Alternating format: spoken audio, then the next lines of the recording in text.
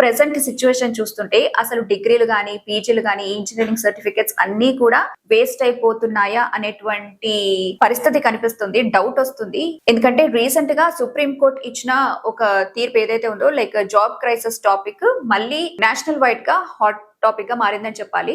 అసలు ఏం జరిగింది, మన ఇండియాలో అన్ఎంప్లాయ్మెంట్ అనేది ఏ లెవెల్ కి వెళ్ళింది అనేది ఈ వీడియోలో మనం తెలుసుకోబోతున్నాం. సో రీసెంట్ గా సుప్రీం కోర్ట్ ఏం చెప్పిందంటే జస్ట్ 10th క్లాస్ తో ఎలిజిబిలిటీ ఉన్న ప్యూన్ లేకపోతే అటెండెంట్ పోస్టులకు అంతకంటే ఎక్కువ చదువుకున్న గ్రాడ్యుయేట్లు అప్లై చెయ్యొద్దు అని క్లారిటీ ఇచ్చేస్తుంది. ఎందుకంటే హెల్తీ క్వాలిఫైడ్ పీపుల్ చిన్న జాబ్స్ కి వచ్చేస్తే నిజంగా ఆ అర్హత ఉన్న పేదోళ్ళకి మైనస్ అవుతుందేమో అని చెప్పి కోర్ట్ ఒపీనియన్ అన్నమాట. అయితే కోర్టు పాయింట్ అనేది కరెక్టే కావచ్చు, కానీ ఇక్కడ అసలు ప్రాబ్లం ఏంటి అనేది చూస్తే బీటెక్, ఎంబీఏ, పిహెచ్డి చేసిన హైలీ క్వాలిఫైడ్ స్టూడెంట్స్ కూడా ఈ ప్యూన్ అండ్ స్వీపర్ జాబ్స్ కోసము లైన్ లో నించుంటున్నారు. ఇదెందుకు?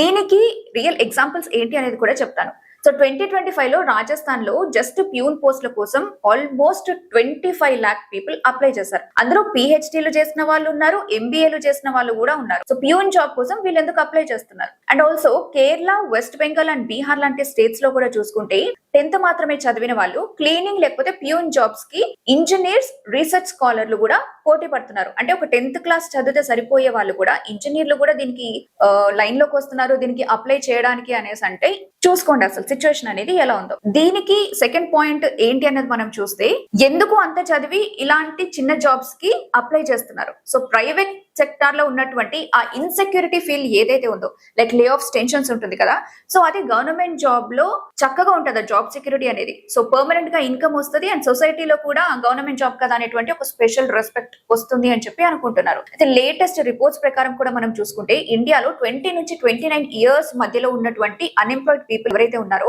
వాళ్ళు 67% అందులో గ్రాడ్యుయేట్స్. సో ఇది కొంచెం ఆలోచించాల్సిన విషయం. లైక్ అంత చదువుకొని కూడా వాటికి ఎందుకు అప్లై చేస్తున్నారు అనేది. ఈ గ్రాడ్యుయేట్ అన్ఎంప్లాయ్మెంట్ ఏదైతే ఉందో దీని రేట్ నేషనల్ వైజ్ గా చూసుకుంటే 3 times ఎక్కువ ఉంది. సో చదువుకున్న వాళ్ళే ఎక్కువగా ఎలాంటి జాబ్ లేకుండా ఖాళీగా తిరిగి రోడ్ల మీద టైం పాస్ చేస్తున్న వాళ్ళ అనేది ఎక్కువైపోతుంది అనేసి చెప్తున్నారు.